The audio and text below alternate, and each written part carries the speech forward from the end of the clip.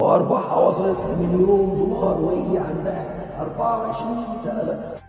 اسمع يا ابني، في بنت من الهند اسمها ميهي كيرا، جات لها وظيفه احلامها في وول مارت، بس بعد ما اشتغلت اكتشفت ان الشغل ممل وساعات طويله، ومش ده اللي كانت بتحلم بيه. عملت ايه بقى؟ قالت افتح مشروع لنفسي. بدات بسناكس هندي مشهور، بس عملته بطريقه الامريكان يحبوه، نظيف وصحي ومتغلف بشكل عصري. طب ليه نجحت بقى؟ اول حاجه بدات بحاجه بسيطه، منتج واحد او اتنين، تسمع راي الناس وتطور الطعم. تاني حاجه غيرت فكره الناس عن ان الاكل الهندي مش نضيف، وقدمت حاجه محترمه وصديقه للبيئه. ثالث حاجه ما صرفتش ملايين، استخدمت فلوس بسيطه كانت محوشاها وادوات مجانيه تعمل بيها موقع وتنظم بيها شغلها. دلوقتي عندها ستور ومنتجاتها موجوده في 1200 ماركه، وارباحها وصلت لمليون دولار وهي عندها 24 سنه بس. يعني يا ولد مش لازم تبني حياتك كلها على وظيفه وتقول هي دي احلامي، ممكن فكره صغيره تاخدها وتكبرها وتخليها مشروع حياتك. انا هنا عشان احكي لك قصتين كل اسبوع،